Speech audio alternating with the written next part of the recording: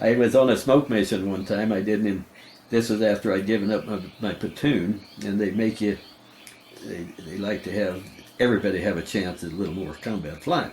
So I was in the assistant G3 or the 3 shop, but I did a lot of flying, and I had the helicopter that we'd equipped with smoke dispenser, and we had intended to try that. So I took that baby. They were having to try to shoot out up some LZ. So they said, you might want to bring the smoke gun up. So I decided to take it, and then this other guy, Bill, can't remember his name, he's a TC pilot. And we always accuse Transportation Corps of those guys being, they're bus drivers. But he wanted to go. He wanted to get in the accident because he hadn't had a chance. I said, okay, let's do it. But we went up there, and they had a whole bunch of, they had some infantry units, probably just squad type, pinned down in this valley. And they were crying that they needed some medevac because they needed to get them out of there. A couple of guys were still alive, some were dead. And when we looked at it down there, everybody agreed that, flying in down there as a medevac ship is going to be very risky. And medevac may have already thought of that because they didn't show up. So Bill and I were sitting there, their helicopter still running, so they said, you guys mind going down there and trying to pick them up? I said, well, it's a good time to test our smoke. So I said, we will back up to the top of the thing and we'll just go as fast as we can. And of course that was about 75 knots in the Huey. But we decided we'd just go roaring down that valley, dispensing smoke. And then we thought we'd heard that the medevac would be there by then, so then they'd come in behind our smoke and pick up the wounded.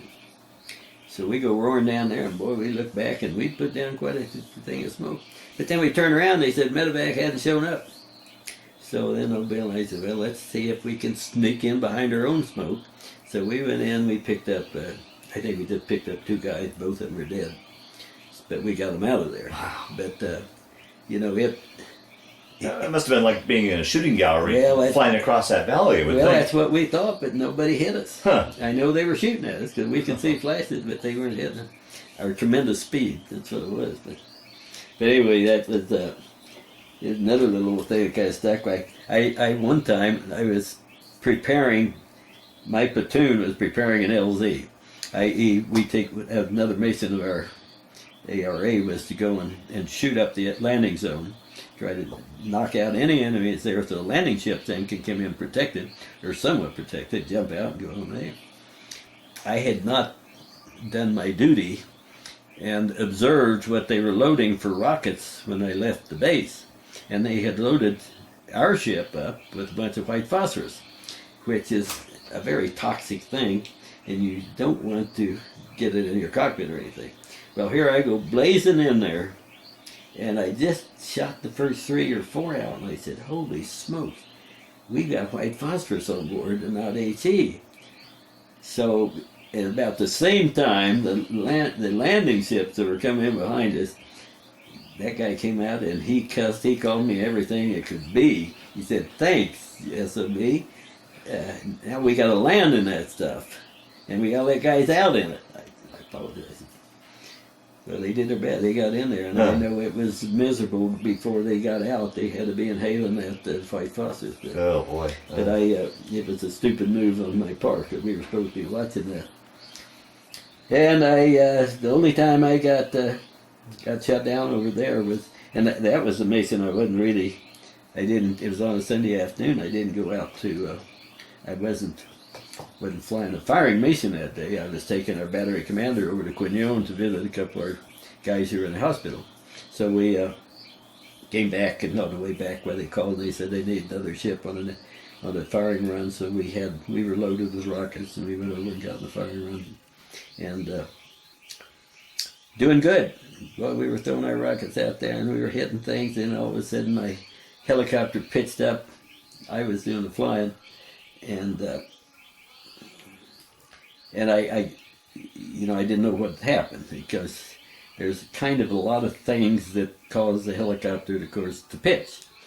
And as I pitched up, the automatic thing to do is to drop your collective pitch. And I did that, and then I started coming back, and then I picked up. So we decided right away we'd lost our tail rotor, been shut off. Oh, jeez. So we came on around, and we made a decision what to do.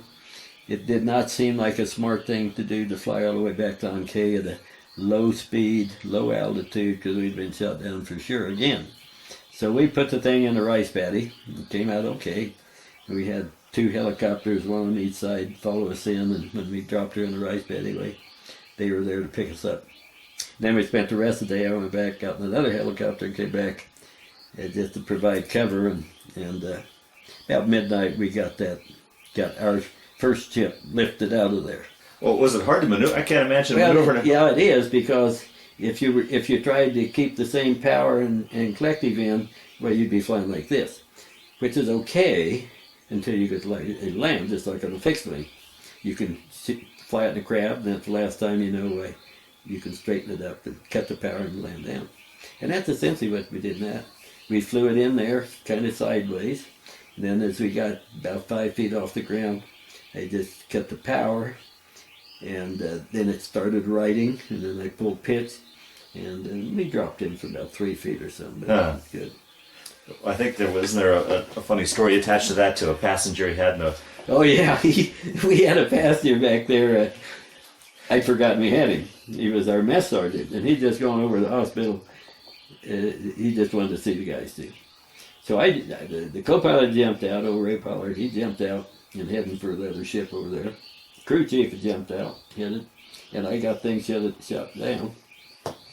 Jumped out, and I started going, and I said, we had somebody else. And I turned around, and there was this mess sergeant. He was still there, man. He still strapped in. He was petrified. So I ran back and unhooked his belt, and I said, come on, man, we got to get out of here. They're protecting us for a short time. It might not last. So anyway, we got him in and got him back, and then, like I say, we spent the rest of